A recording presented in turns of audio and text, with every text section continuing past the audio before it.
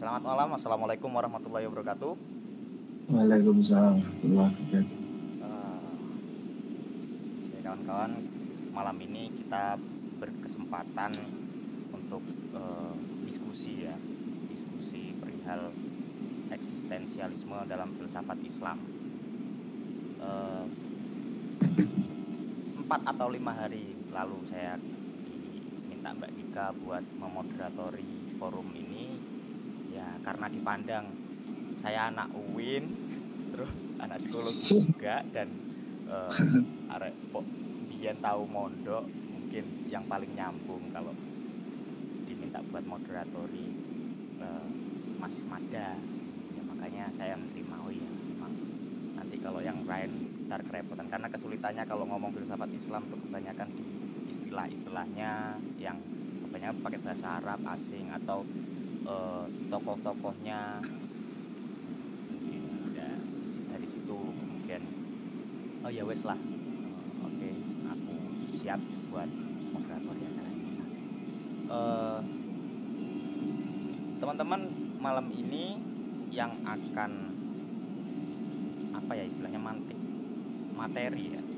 Tadi katanya Mas Mada nggak pakai PPT, mau dibikin sesi diskusi biasa aja gitu. Mas Ahmad Amin Sulaiman, sebentar, saya bacakan ininya dulu ya, CV-nya dulu ya. Beliau ini penulis buku filsafat pedagogi kritis. Ini bisa dicari di mana ini, Mas? Di Koin Merah ya, penjualnya Koin Merah. Masih banyak stoknya ini, Mas? Insya Allah masih ya. Oke teman-teman, nggak nanti tahu, bisa ditelusuri ya itu ya, filsafat pedagogi kritis, tulisnya Ahmad Amin Sulaiman.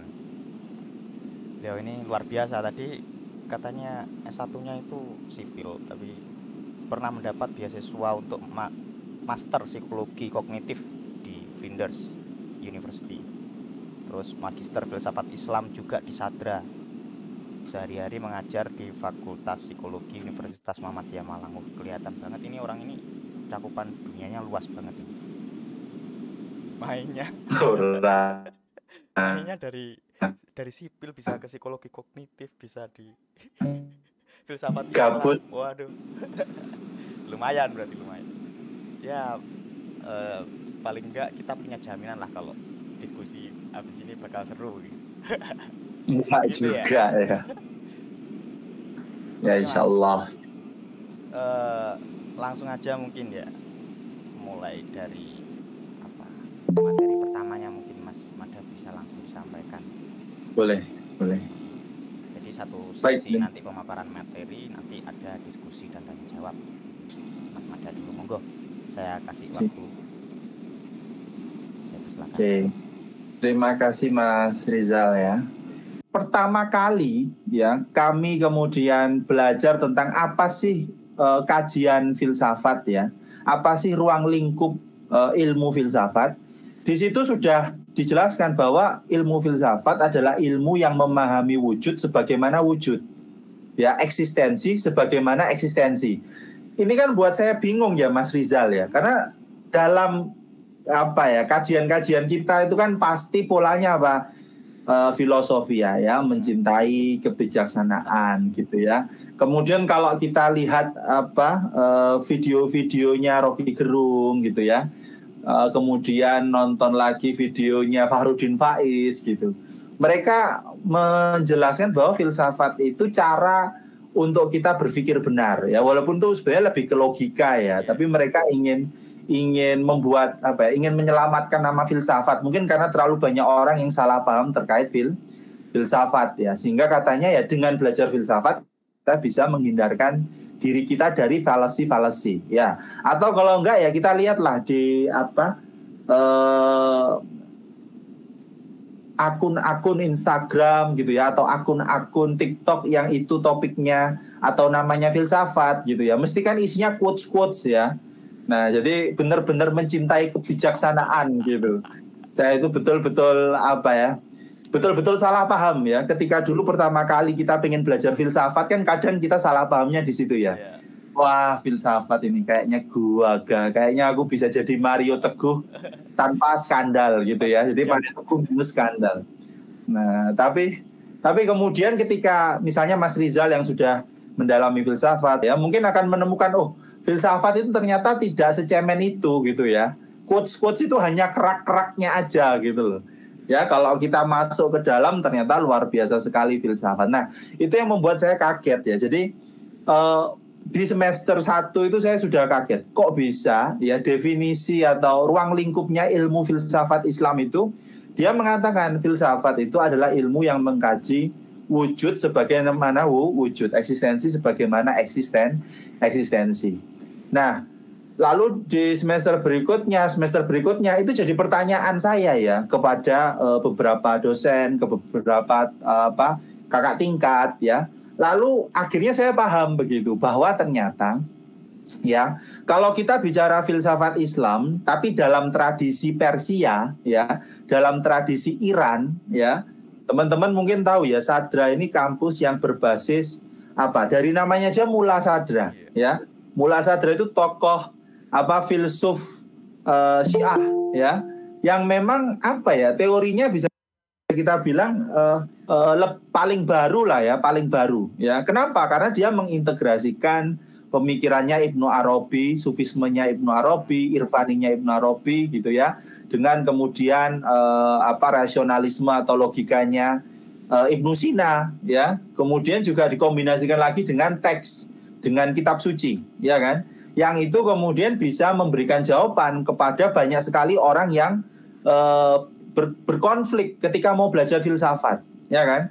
Ada orang yang bilang kalau di dalam tradisi Islam, maksudnya di dalam masyarakat Islam itu, orang kalau mau belajar filsafat itu kan takut jadi liberal gitu ya, takut nanti Mas Rizal gitu ya.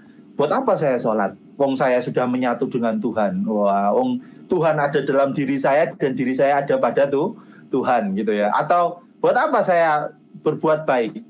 Toh kalaupun saya berbuat baik tidak akan merubah kehendak Tuhan gitu ya. Sehingga ya sudah, saya berbuat jahat saja ya, tidak akan berpengaruh apa-apa loh. Kamu kalau berbuat dosa memutilasi tidak khawatir masuk neraka. Oh tenang, Allah itu Maha Pengampun ya. Jangan melihat Allah sebagai manusia yang ampunannya itu bisa ada batasnya ya. Allah itu Maha ya, jadi tidak mungkin akan dendam, tidak mungkin ada batasnya ampunannya. Nah, tapi ternyata ketika saya belajar di Sadra inilah ya, saya temukan bahwa filsafat Islamnya Sadra ya, filsafat Islamnya Persia itu fokusnya bahas metafisika ya, fokusnya membahas tentang eksistensi gitu. Nah, dan itu saya temukan jawabannya misalnya di satu buku ini. Saya pikir teman-teman bisa mengaksesnya ya, bisa membelinya maksud saya. Karena kalau buku versi PDF-nya saya kok belum nemu juga. Tapi kalau versi PDF yang lamanya namanya Daras Filsafat Islam, itu bisa ditemukan. Itu karya Prof. Ayatullah Misbah Yazdi ya. Jadi ada ayatullahnya. Mohon maaf ya Rizal ya.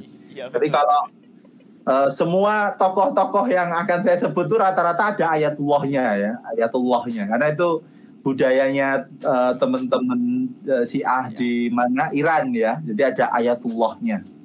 Nah, dan memang yang menarik ya kalau kita membahas tentang filsafat Islam ya, nah pasti bahasannya itu paling banyak ya berkutatnya itu kepada topik-topik tentang eksistensi ya. Nah, dan itu saya pikir dijelaskan panjang lebar oleh seorang Ayatullah Misbah Yazdi ya, Prof. Misbah Yazdi. Beliau mengatakan filsafat itu adalah satu kata yang equivokal ya, punya banyak makna.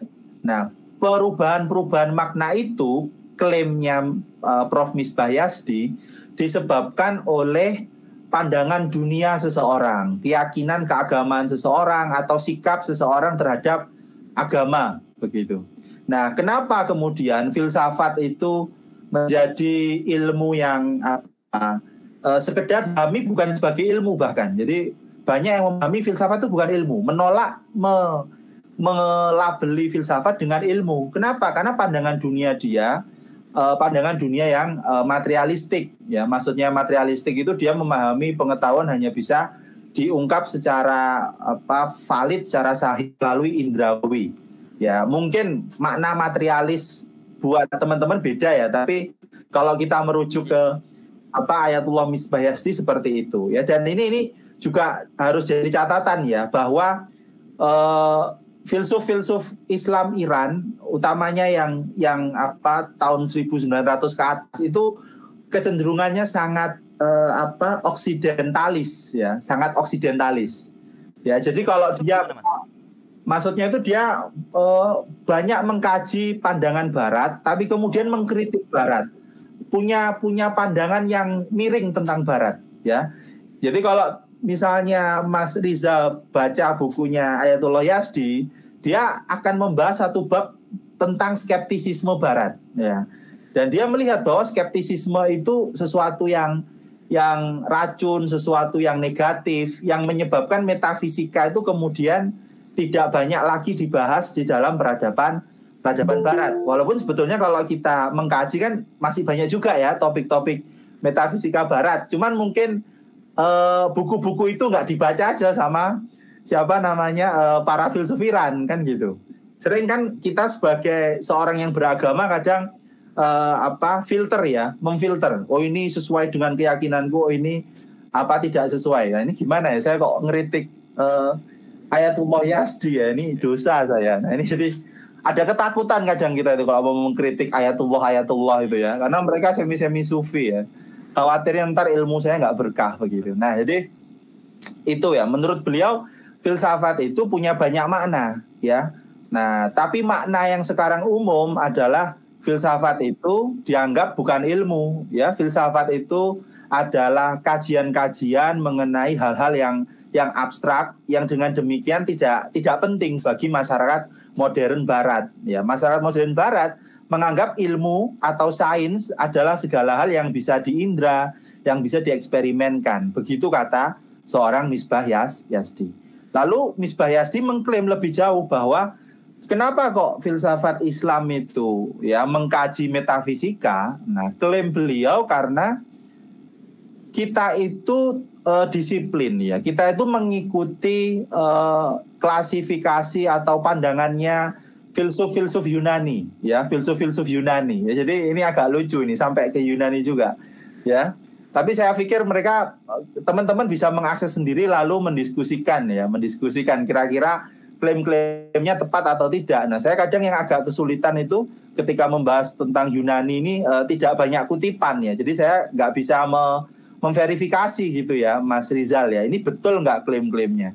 Jadi misalnya ya, ini klaim yang agak menarik juga bahwa Aristoteles, Socrates, Plato itu bisa jadi nabi gitu loh. Bisa jadi nabi gitu klaim mereka. Kenapa? Karena buat mereka kan filsafat itu kan ilmu yang metodologinya rasional. Ya, karena metodologinya rasional maka dia sudah ada semenjak manusia itu tercipta. Nah, kapan manusia tercipta? Ketika ada Nabi Adam. Jadi Nabi Adam pun sudah berfilsafat begitu, Rizal. Ya, lalu dari seorang Nabi Adam itu ada garis lah, ada sanad ya, sampai ke Aristoteles, sampai ke Socrates, sampai ke Plato begitu ya. Nah, kemudian akan dikutip itu berbagai hal, berbagai pandangan dari tiga tokoh itu yang menyiratkan seolah-olah mereka itu meyakini ilmu pengetahuan yang terbaik adalah ilmu yang mengarahkan kita kepada pengetahuan tentang eksistensi, satu eksistensi yang maha luar biasa, yang agung gitu ya, yang itu kemudian disimpulkan sebagai Tuhan. Nah, ini narasinya filsafat Islam ya, narasinya lebih khususnya tradisi Persia, tradisi Iran ya, yang teman-teman bisa cek di bukunya Ayatullah Misbah Yazdi. Nah, kemudian lebih spesifik lagi, kenapa kok kemudian filsafat Islam itu membahas metafisika, tapi lebih fokusnya lagi ada sebagaimana ada ya. Saya tanya ke Dr. Ammar Fauzi ya, Dr. Ammar Fauzi, beliau itu sangat legendaris ya, walaupun mengajar di Indonesia, tapi dulu waktu di Iran itu mendapat nilai terbaik dari disertasinya ya. Nah, jadi itu yang disombong-sombongkan beliau terus ya. Nah, beliau bilang bahwa Aristoteles itu punya sebuah buku ya. Lalu di dalam bukunya itu ada bagian ketiga, bab ketiga, yang orang-orang itu sering menyebutnya atau menjudulinya metafisika ya. Metafisika itu loh. Metafisika. Nah, metafisika ya. Kemudian kata Dr. Amar ya, dalam keyakinan mereka ya, Aristoteles itu sebetulnya ingin menyebut nama bagian terakhir dari kitabnya itu bukan metafisika ya secara spesifik, tapi teologi C ya. Jadi theos logos ya, ilmu tentang Tuhan begitu ya. Jadi unmoved mover itu dipahami sebagai argumen mengenai eksistensi Tuhan ya, argumen mengenai eksistensi Tuhan. Ini silakan teman-teman kalau ada yang mau menyela ya, lalu memberikan saya semacam koreksi, itu saya sangat senang gitu loh. Biar saya ada bahan untuk mengkritik dosen-dosen saya gitu. Karena selama ini saya hanya bisa menelan mentah-mentah ya, saya hanya bisa menyelan mentah ya. Dan saya pikir kajian saya tentang filsafat Yunani juga tidak terlalu mendalam ya, sampai ketika saya kuliah di dalam Sadra ini ya. Dan di Sadra ini filsafat Yunani banyak dibahas karena filsafat Yunani itu kemudian mempengaruhi filsafat Islam yang peripatetik ya, filsafat Ibnu Sina, Al-Kindi, ya Al-Farabi, yang kemudian dikritik habis-habisan sama Al-Ghazali karena dianggap mengandung akidah tertentu gitu loh. Jadi kesimpulan-kesimpulan filosofisnya para filsuf Islam Muslim itu dipandang mengandung akidah yang berlainan dengan akidah yang benar menurut Al-Ghazali, sehingga kan dihukumi di Al-Munqidh Minadh Dhalal itu bahwa filsuf-filsuf itu sesat ya, tapi istilah yang lebih spesifiknya dia menyebutnya zindik ya.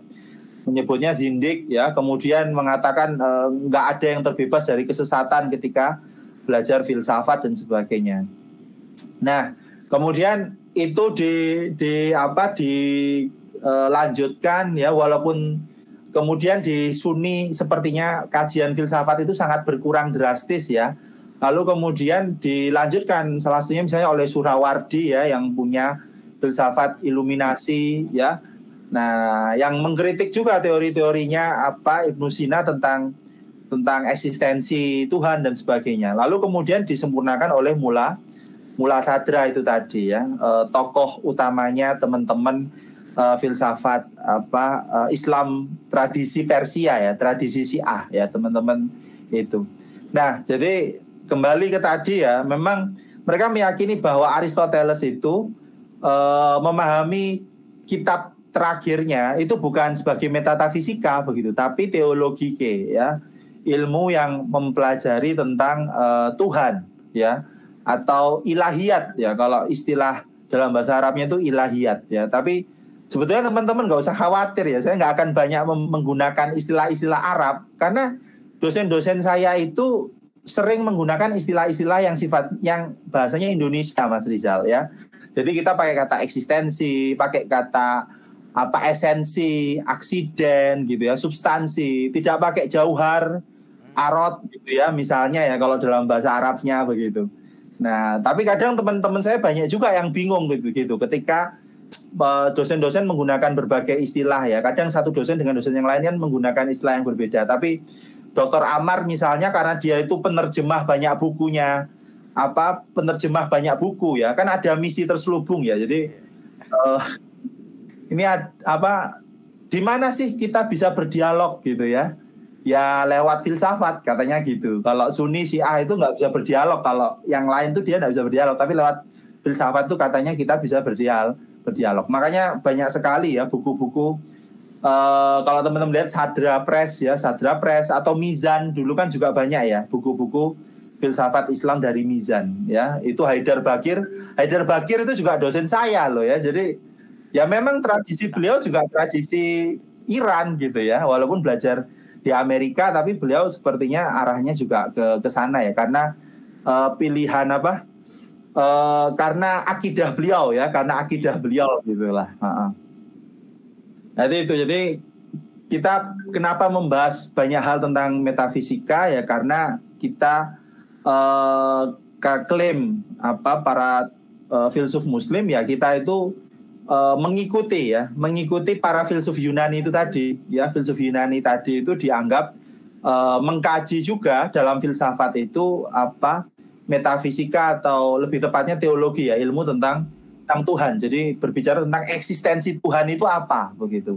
Sementara eksistensi yang lain itu buat mereka bukan eksistensi yang sebenarnya ya. Kita ini eksistensi yang tergantung ya, eksistensi yang miskin gitu ya, yang dilimpahi oleh eksistensinya Tuhan. Nah, itu mungkin satu pokok pembahasan ya, satu pokok pembahasan kita. Jadi definisi filsafat ya dalam tradisi Islam itu adalah ilmu ya. Jadi mereka memahami ini sebagai ilmu ya, sebagai ilmu. Karena dia ilmu, maka dia harus punya objek. Ya, objeknya apa? Ya kan? Objeknya adalah ada. Ya, sebagaimana ada. Metodologinya bagaimana? Rasional. Karena dia ilmu, maka dia harus sistematik. Nah, lalu kenapa kok ada buku, misalnya nih ya, buku Ayatullah Misbah Yazdi yang judulnya Daras Filsafat Islam. Nah, karena kita ada keyakinan untuk belajar filsafat itu nggak boleh sporadis, nggak boleh, oh ini ada kitabnya tokoh ini, lalu kita baca kok kayaknya menarik gitu ya, oh ini bukunya Jürgen Habermas gitu ya, oh kayaknya judulnya seksi ini ya, nakal gitu ya, aku baca gitu. Buat para filsuf Muslim hal itu tidak boleh. Karena apa? Karena ilmu karena filsafat itu didefinisikan sebagai ilmu, dan ilmu itu harus dipelajari secara sistematis. Begitu, Rizal.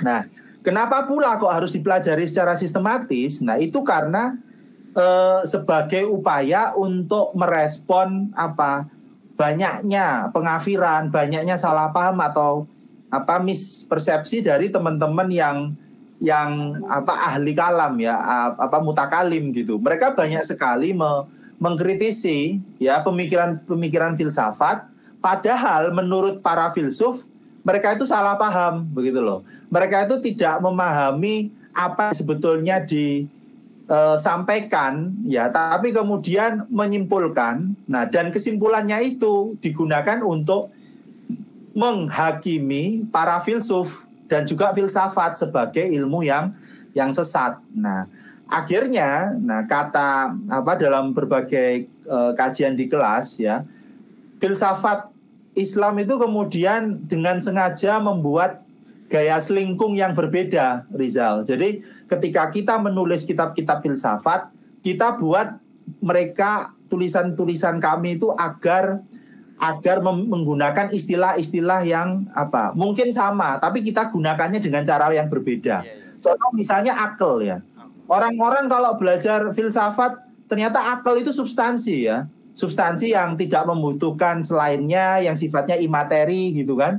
Tapi kalau orang nggak paham akal terus nuduh, oh akal itu begini loh menurutku, dia akan salah paham, dikiranya akal itu pikiran manusia gitu ya, jiwa manusia. Padahal akal ada akal ke-1 sampai ke-10 ya, yang kemudian menjadi dasar untuk realitas yang materi ini tidak boleh dipahami sebagai jiwa gitu ya, Rizal ya.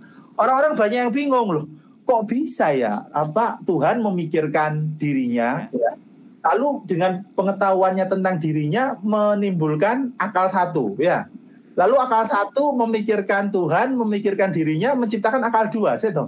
Akal itu kan bukannya manusia toh Pak. Nah, ini biasanya respon-respon dari mahasiswa-mahasiswa saya ya. Nah, jadi memang saya bersyukur juga ya belajar di Sadra ini. Jadi agak clear lah soal-soal terma-terma seperti itu. Nah, apalagi ya kemudian ya itu jangan sampai salah paham ya tentang berbagai terma-terma dalam filsafat Islam ya, yang seolah-olah itu kalau digunakan oleh orang awam itu maknanya A, padahal dalam konteks filsafat Islam itu maknanya berbeda. Kemudian juga kalau misalnya Mas Rizal mengkaji ya kitab-kitab filsafatnya Islam ya, kayak Isyarah wa Tanbihah ya, entah kenapa kok pembahasannya itu padat sekali. Hanya satu paragraf itu sudah membahas banyak hal. Terus nanti paragraf yang berbeda lagi gitu ya. Hanya menggunakan pasal-pasal. Jadi pasal ke-1 ya. Ketidaktahuan seseorang itu dapat dibagi menjadi 2. Ada ketidaktahuan sederhana, ada ketidaktahuan ganda. Sudah. Terus kita ini bingung, ketidaktahuan sederhana itu apa, Bang Sina, gitu ya. Ketidaktahuan ganda itu apa, Bang Sina? Apa beda antara ketidaktahuan apa sederhana dan ketidaktahuan ganda ya? Ini biar kelihatan saya Islam ya. Jadi bahasa Arabnya itu kan satunya jahil basit ya, satunya jahil murakkab. Ya, jahil basit itu apa namanya ketidaktahuan sederhana, jahil murakkab itu ketidaktahuan rangkap. Nah itu. Jadi kayak gitu apa namanya? Kenapa dibuat sederhana dengan gaya selingkung yang berbeda, kemudian tulisannya padat-padat untuk menghindari kesalahpahaman para ahli kalam ya, para ahli kalam. Jangan sampai wes kalau bisa malah gini, kalau bisa kamu nggak usah baca kitab ya, nggak usah baca kitabku daripada kamu salah paham. Atau kalau kamu baca terus kamu bingung, ya tanyalah kepada yang nulis gitu loh, biar tidak salah paham ya. Itu sebabnya kemudian dibuat dengan bahasa yang yang menantang ya, yang padat ya, dengan istilah-istilah yang sangat teknis ya. Itu juga kemudian memang saya juga agak gemes ya, karena dalam berbagai karyanya ya, baik Ibnu Sina, Ibnu Rus misalnya ya, 2 filsuf muslim yang besar, itu selalu mengklaim bahwa nggak bisa semua orang belajar filsafat, katanya gitu kan. Nggak bisa semua orang belajar filsafat. Perlu bakat bawaan tertentu begitu ya. Nah itu menurut saya nggak begitu ya, karena saya orang psikologi ya, mungkin Mas Rizal juga orang psikologi ya. Dalam batas tertentu ya, semua orang bisa belajar apapun gitu loh, ya kan. Cuman ada orang yang harus belajarnya 1000 hari, ada yang 50 detik itu sudah paham begitu ya.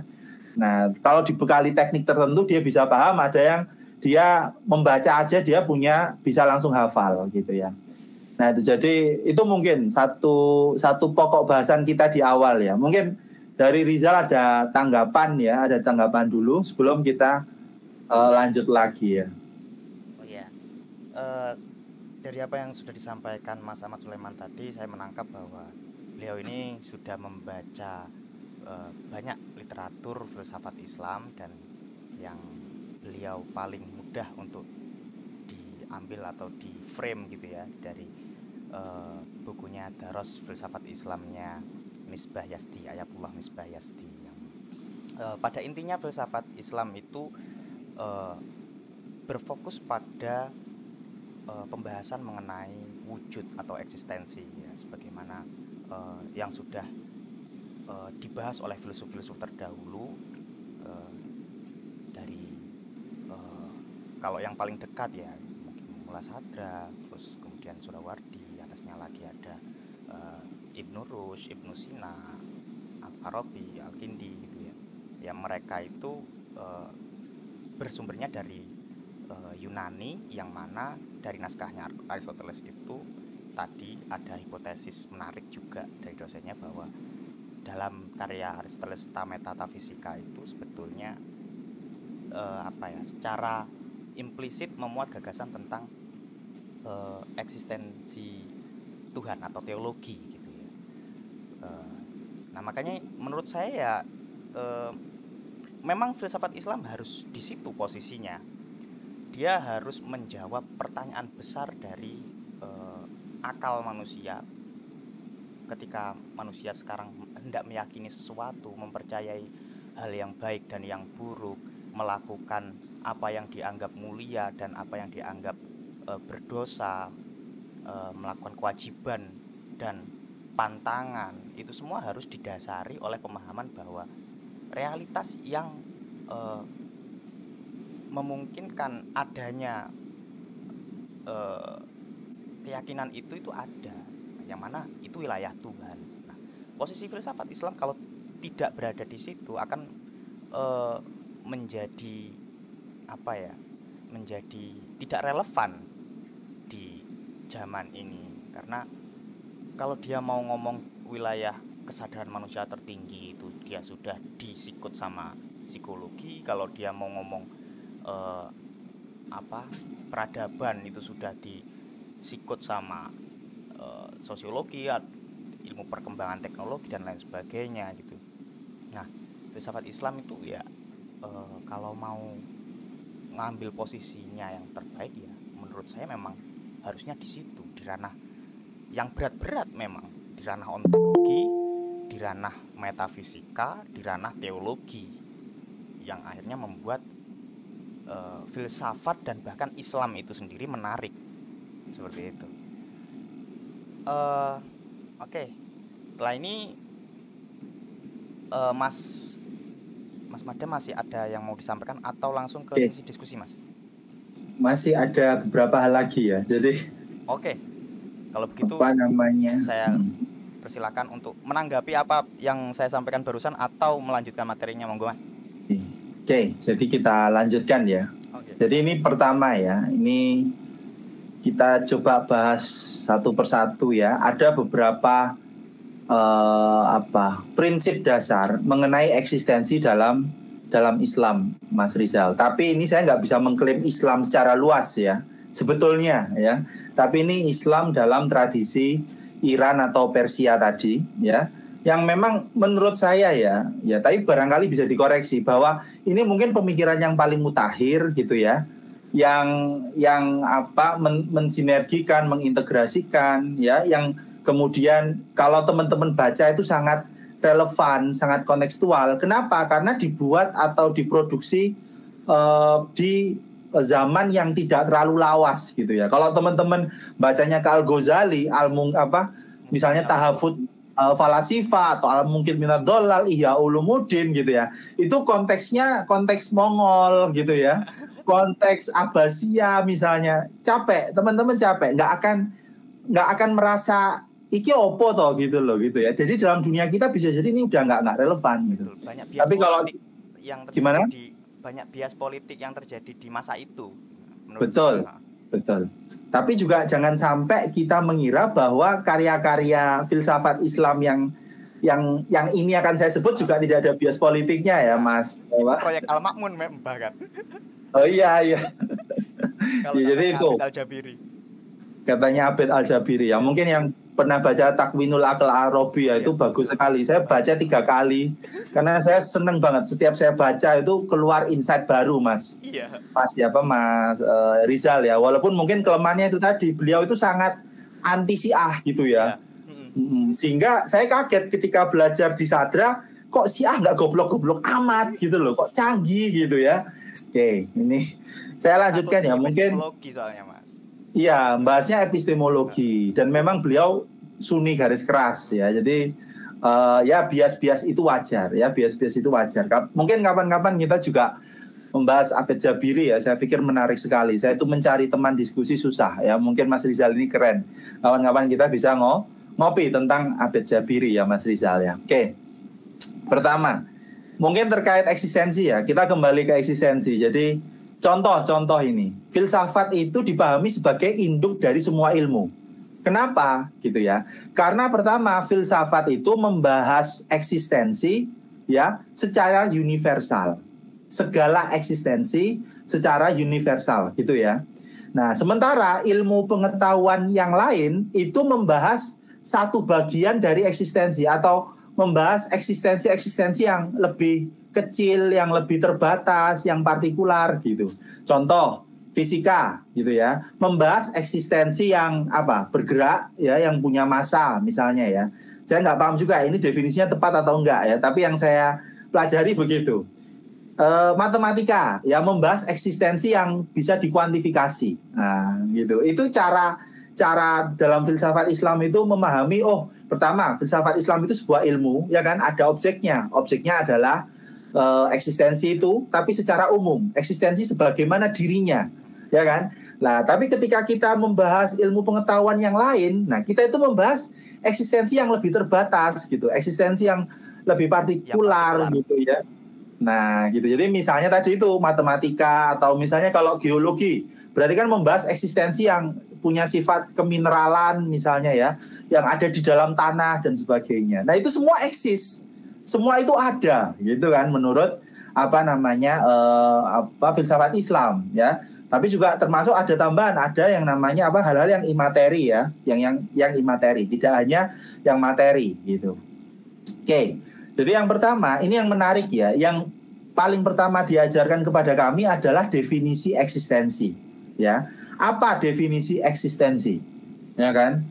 Nah, dalam pemahaman Mula Sadra yang ini kemudian sampai sekarang masih berlaku ya, makna eksistensi itu nggak bisa didefinisikan gitu. Jadi kita nggak bisa menjelaskan dengan satu kata apapun ya. Eksistensi itu apa? Ada itu apa? Nah, itu tidak bisa didefinisikan. Tapi kita bisa memahami maknanya. Kita bisa tahu, kamu ada, saya ada. Bapakmu ada nggak? Rokoknya ada nggak, Bang? Ya, koreknya ada nggak, Bang? Gitu ya. Ada tugas nggak? Gitu. Kata Mula Sadra, ya, ada adalah sesuatu yang secara makna bisa kita akses dengan intuisi kita, ya. Jadi sesuatu yang sudah bawaan, yang jiwa kita itu mengenal makna ada tanpa perlu belajar lagi makna ada itu apa. Kita semua tahu, oh ini ada, makna ada itu ini. Jadi istilah Arabnya itu badihi ya, swanyata, aksiomatik mungkin teman-teman ya. Aksiomatik betul nggak? Jadi tidak kita perlu memakai metode, tapi kita sudah bisa menyadari kalau sesuatu itu ada. Nah, sesuatu itu benar ya, memang demikian ya. Itu ada. Nah, teman-teman mungkin bingung loh, kok bisa begitu? Nah, untuk mendukung klaim itu juga kami menggunakan argumen ini kategori jenis-jenis ilmu jenis-jenis ilmu ya. Jadi kalau dalam tradisi Islam jenis-jenis ilmu itu ada dua.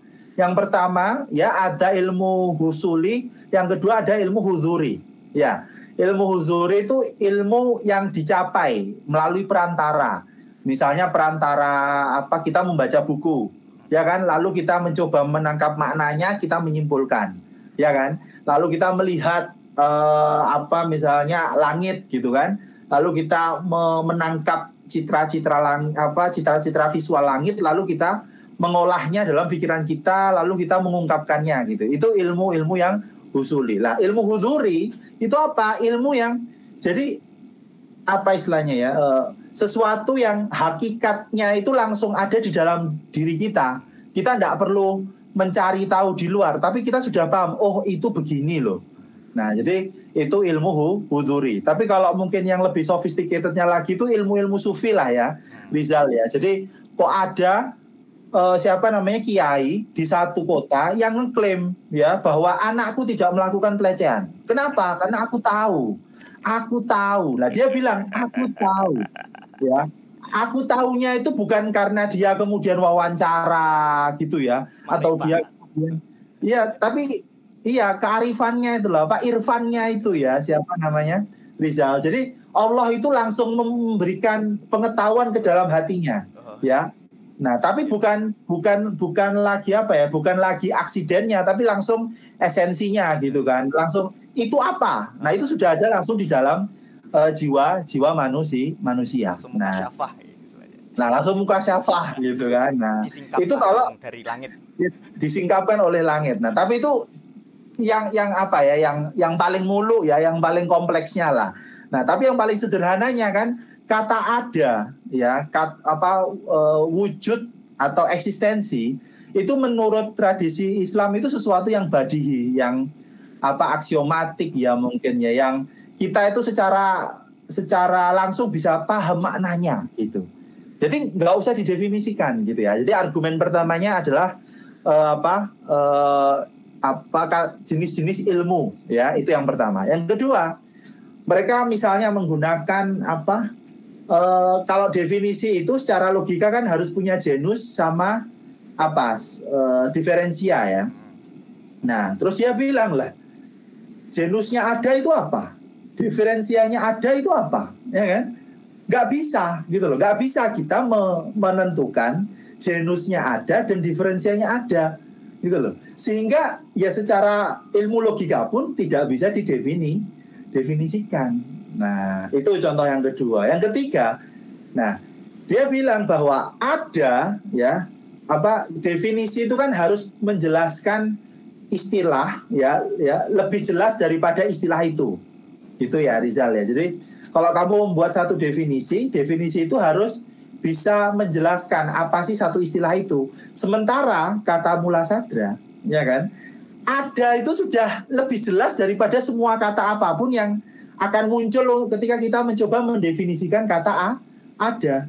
Sebentar Mas, kalau kita pakai kerangka belajarnya logika, definisi itu kan memuat pengertian batasan. Jadi ada definendum, ada definien, ada yang dibatasi, ada pembatasnya. Nah, untuk yang dalam konteks yang Mas Mada sampaikan barusan itu dalam konteks pengertian definisi sebagaimana logika bukan merumuskan ya, memuat aturan-aturan pendefinisian atau sebagai penjelasan deskriptif.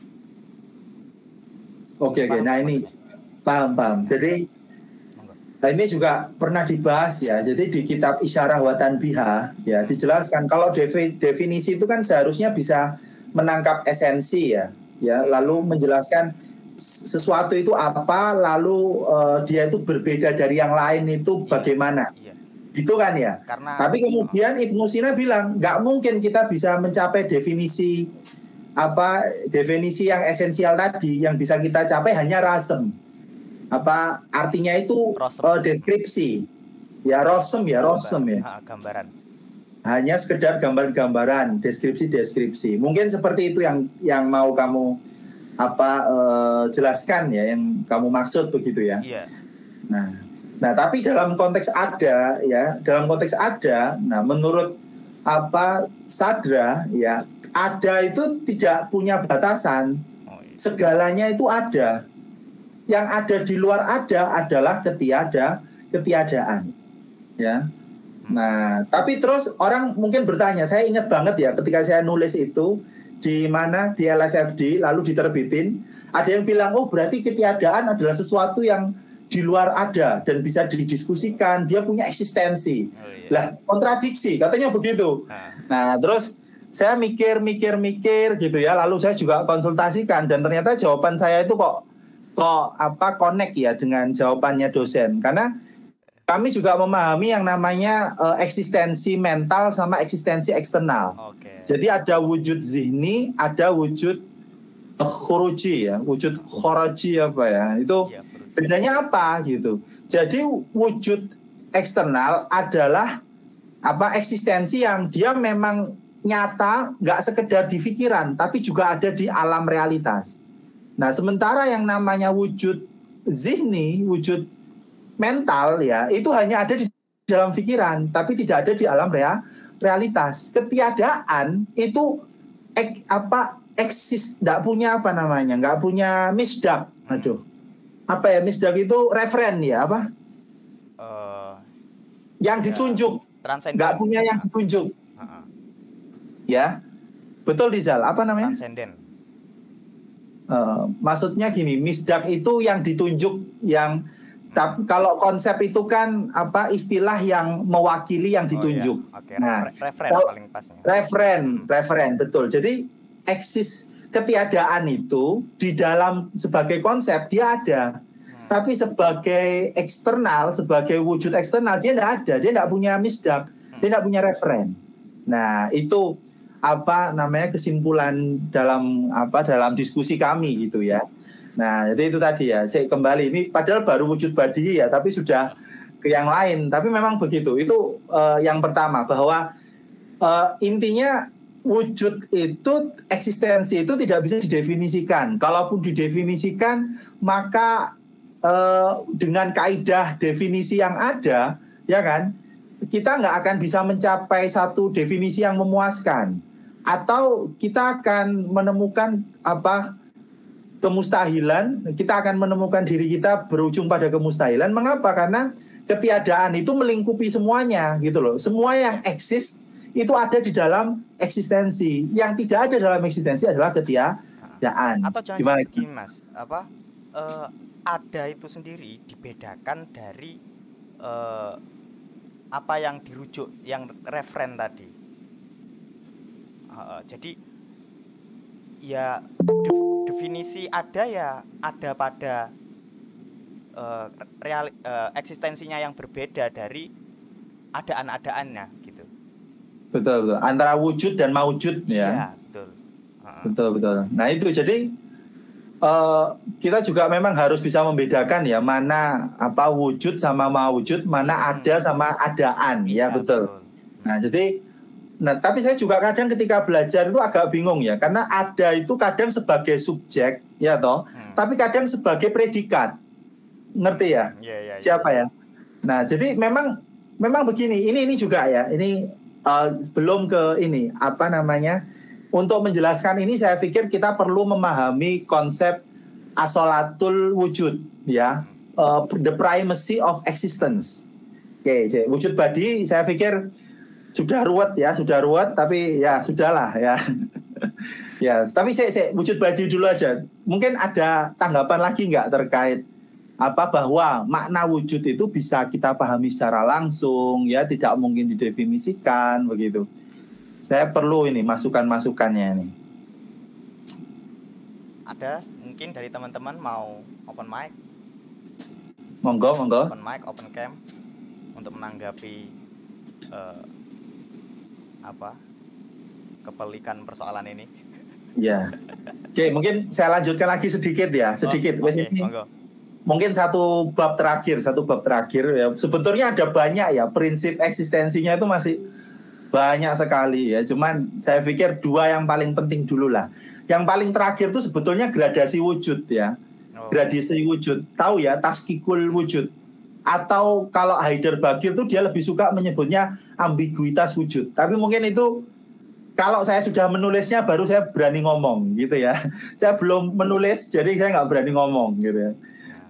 Karena kalau sudah nulis itu kan lebih paham ya Rizal ya. Kalau masih baca lalu diangen-angen itu kadang loh kok aku goblok ya, nggak paham aku tibane kan. Ya, soalnya dengan menulis kan ada pertanggungjawaban moral intelektual juga Mas, jadi lebih dimatangkan lagi gitu. Betul, ketimbang sekedar membaca ya lalu merasa aha gitu ya, udah eureka itu nggak cukup, jadi harus menulis gitu. Aha momen aja gitu. Oke.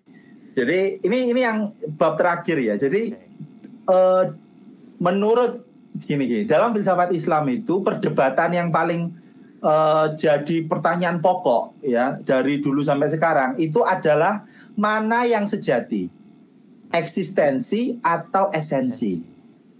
Nah ini saya nggak paham dengan pemikiran Barat ya, makanya saya tertarik untuk kapan-kapan atau mungkin Rizal nanti bisa berbagi ya. Tapi dalam konteks apa namanya? Sadra, Mula Sadra secara khusus ya, beliau menyimpulkan bahwa yang sejati itu eksistensi, gitu ya. Yang sejati itu eksistensi. Ada, itu yang sejati loh. Kenapa? Karena esensi, kata Sadra, itu juga harus eksis sebelum dia bisa mempengaruhi, sebelum dia, jadi dia hanya nyata ketika dia mendapat eksistensi, ketika dia eksis, ya kan? Sementara ada itu sendiri gitu ya, tanpa esensi pun bisa gitu loh, karena ada itu bisa bersifat universal sekali kan. Nah, jadi dari situ kita bisa memahami bahwa esensi itu sekedar batasan-batasan wujud, ya, batasan-batasan eksistensi, bukan sesuatu yang nyata, gitu loh. Nah, esensi-esensi itu sebetulnya hanya ada dalam pikiran, kata Sadra, atau sesuatu yang itibari gitu. Kita anggap ada, padahal sebetulnya itu hanya batasan-batasan atas eksistensi. Nah, jadi yang sejati adalah eksistensi. Begitu kata Sadra. Nah, ini sedikit mungkin kalau tentang taskikul wujud ya. Jadi Tuhan itu eksistensi yang benar-benar eksis. Kita itu hanya keberlimpahan cahaya di level paling bawah gitu kan. Nah, ketika Allah itu misalnya menghentikan sinarnya, maka segala yang eksis yang lain ini akan hilang juga gitu loh. Sehingga kita sangat bergantung gitu loh. Ketika Allah masih terus memberikan kita kelimpahan eksistensi, maka kita akan terus eksis gitu. Itu sedikit tentang apa namanya tasfikul wujud ya, gradasi wujud atau ambiguitas wujud ya. Tapi itu memang belum banyak saya kaji ya teman-teman. Kenapa? Karena itu teori paripurnanya gitu loh. Teori apa namanya? Teori finalnya. Nah, itu tapi Ibnu teori Arabi berarti ininya. Gimana? Apa? Ujung-ujungnya Ibnu Arabi ya kalau kita mau cari literatur soal imanensi gitu. Oke, jadi gini.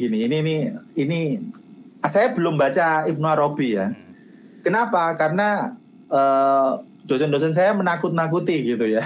Ibnu Arabi itu kajiannya sufistik filosofis. Nah, karena saya itu sangat rasionalis dan males sama sufisme gitu ya. Kemungkinan mental begitu ya.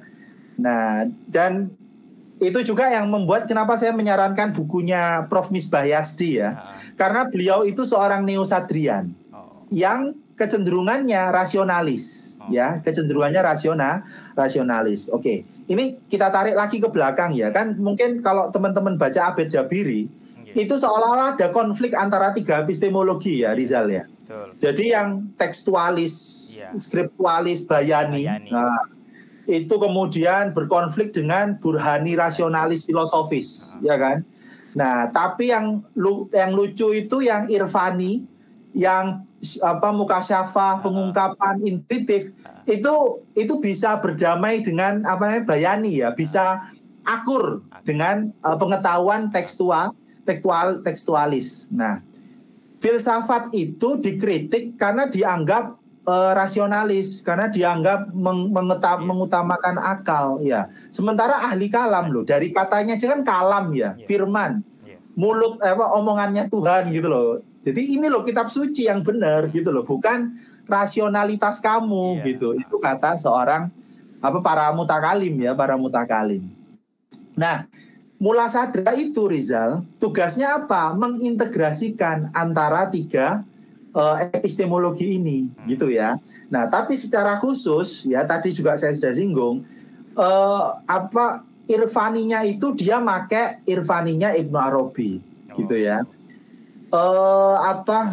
Burhannya dia pakai Ibnu Sina. Ya kan? Lalu untuk teksnya ya dia nggak pakai secara khusus siapa ya, karena memang dalam konteks Islam teks itu kan yang menyebabkan Islam itu Islam gitu kan. Nah, sehingga mau yang lain. Nah, ya itu yang menjelaskan nama Islam itu ya ada di Al-Qur'an ya, sehingga enggak merujuk ke seseorang yang khusus ya, karena Mulasadra sendiri itu juga sebetulnya seorang fuqaha juga ya, pakar di bidang fikih gitu ya. Kan rata-rata kalau filsuf muslim itu dia universalis ya.